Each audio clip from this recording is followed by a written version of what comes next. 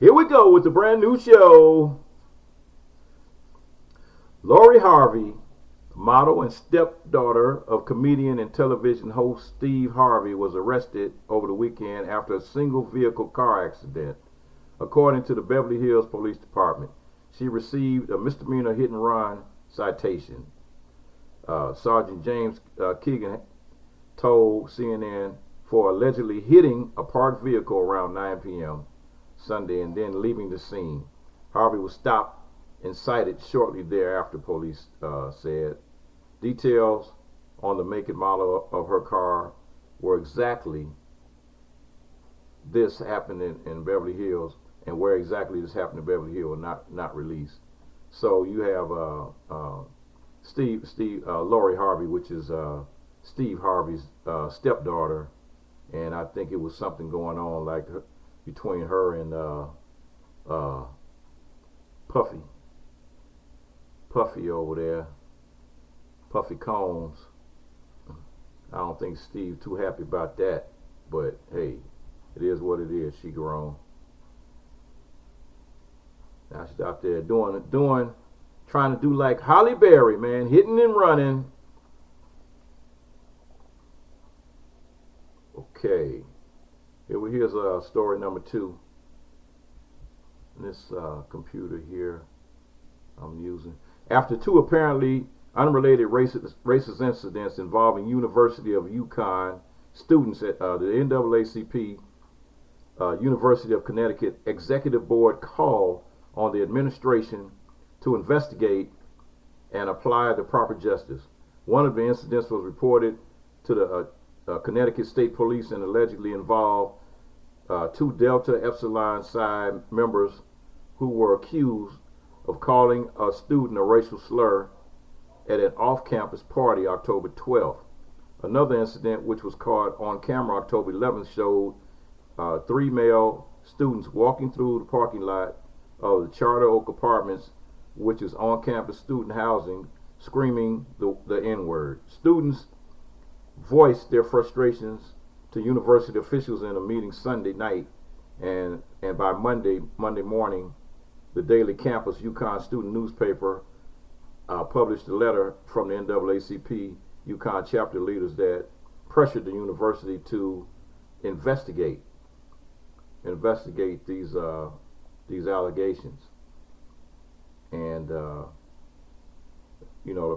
apply the proper justice.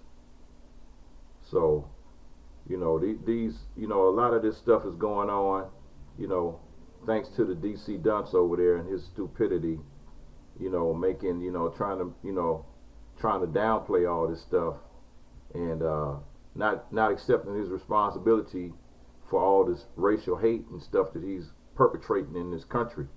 So, we as a people really have to wake up and understand that, first of all, these people don't even view you.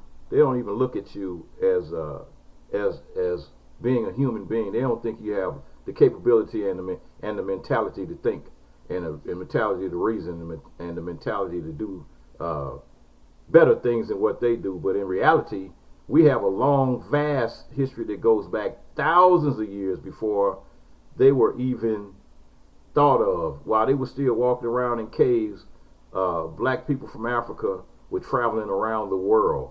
So as a result of that, that's why you see pyramids in Africa. That's why you see the pyramids in China. That's why you see the pyramids in South America. That's why you see the pyramids in Mexico. So, we've been all over the world. That's what black people were already here in the United States. The Aborigines were already here when the Europeans set foot in this country.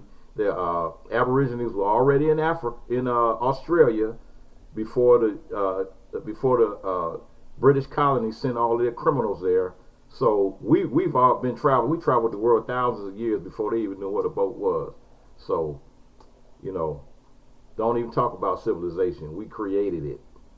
All of your so-called historians like Plato and Socrates, they went to Africa, to Timbuktu, to the universities in Africa to learn what they learned. They went back to Rome and they went back to Greece and they put a twist on it like they created something, like that was the knowledge that they came up with, when in reality it was knowledge that they got from Africa. So, keep the nonsense to yourself. And anytime you're dealing with somebody like me that knows the truth, you're going to always get this same answer. Fuck you. A teacher who hails from St. Paul won a large settlement against the local school district over retaliation he faced for speaking out against the district's race-based student discipline policies and white privilege training courses that teachers deemed racist. Wow, so they over there teaching white supremacy over there. Let's see here. Where's this school at? A teacher who hails from St. Paul won a large settlement against the local school district over retaliation he faced for speaking out against the district's race-based student discipline policies and white privilege training courses that the teacher deemed racist. The school was seeking to reduce the number of black students' suspensions by way of program that lowered the expectations for behavior and increasing the threshold for suspensions. The same type of program is being implemented in California, and now many kids are completely out of control and beating teachers senseless. So this is some training that they have been instilling. And so let's see. The St. Paul School Board approved a $525,000 payout last Tuesday as a settlement to settle the federal discrimination case that the teacher filed. And let's see, do they have his name here? I don't think they put his name here. I'm trying to see if they got his name here. Okay, his name is Brenner. But anyway, Brenner argued that investigations came in retaliation for his complaints to the school board about race-based student discipline policies implemented by then Superintendent Valerie Silva and promoted by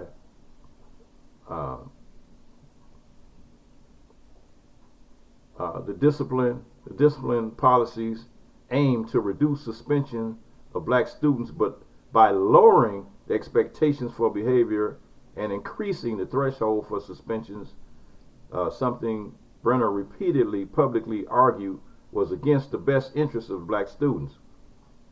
The restorative justice approach to student discipline was accompanied by white privilege teaching training sessions that cost the district taxpayers approximately more than $3 million. Those sessions focused on the white privilege theory that the public education system is hopelessly stacked against black students who shouldn't be held accountable for poor academics or bad behavior. So this is a two-pronged situation that they had going on here. You got, on one hand, you got some rules and regulations that they were trying to change, and then they were trying to increase the threshold for suspensions, which, hey, it's oh boy. Either way it go, he won the case, and I'm still trying to find his name here. I see they had his last name Brenner, but I haven't seen his first name. Aaron Benner. Okay, his name was Aaron Benner, and he was in St. Paul, Minneapolis is where this took place. So hey, I can only say this, and I'll continue to say it. Black people, Hispanic people, Jamaican people, Haitian people, whatever. If you are so-called minority, which you're really not a minority, because if you put all of us together, we are not minorities. You have to start going to these school board meetings And you have to start going to these city hall meetings. If you want to get some things done in your city, you got to get up and you got to let your voice be heard. Now, what's going on now is you got all these politicians that are traveling all over the country, and they're not even coming to your community. They used to come to your community.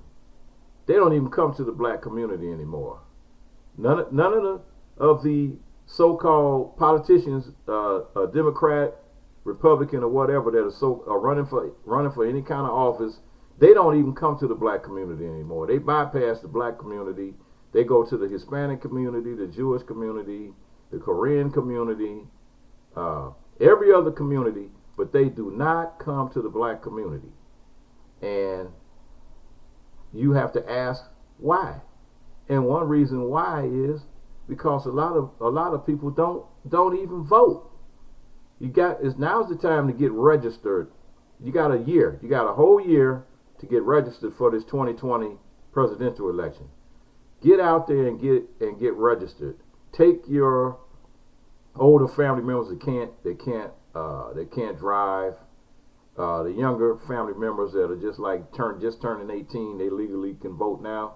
Take them and go get registered. Don't wait till the last minute. Go get registered to vote. So let your vote be counted. They're going to be doing the census coming up in 2020. Don't turn the census people away at the front door. Take the census poll. Take it. Because that's going to benefit how much money comes into your neighborhood for improvements. And then you gotta follow up, and you gotta hold that city hall accountable when the money doesn't show up, or if they start trying to funnel that money away from your neighborhood to that other neighborhood that's on the other side of town, that's across the tracks. That means you'll have ammunition to fight against this discrimination that's been going on here in this country.